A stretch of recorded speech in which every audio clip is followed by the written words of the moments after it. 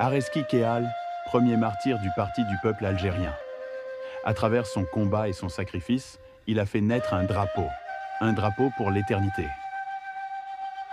Avril 1904, au cœur des montagnes de Kabylie, dans le village de Gwenzé, naît un enfant au destin hors du commun.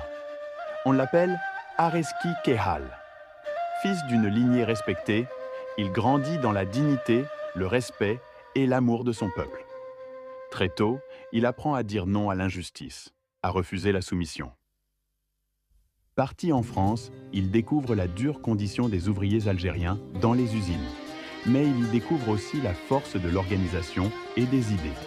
À l'Étoile nord-africaine, puis au Parti du peuple algérien, il devient un dirigeant respecté. Écrivain, organisateur, guide, Arezki Kehal porte la voix de l'Algérie humiliée mais debout.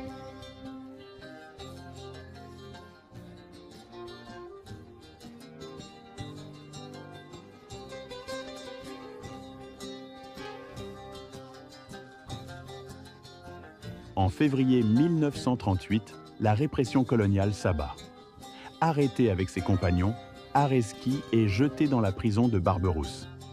Là, au milieu des humiliations et de la torture, il refuse d'être traité comme un criminel. Il réclame, avec ses frères de lutte, le statut de prisonnier politique.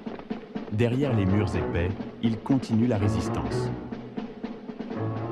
Affaibli par la maladie, Arezki est transféré à l'hôpital Mustapha. Le 12 avril 1939, à l'âge de 35 ans, il s'éteint. Mais sa mort n'est pas une fin. Elle est un début. Le jour de ses funérailles, un drapeau clandestin recouvre son cercueil. Pour la première fois, le vert, le blanc et le rouge s'affichent aux yeux du peuple. Dans les larmes et les cris de Taya El Jazaïr, ce tissu devient un serment, une promesse.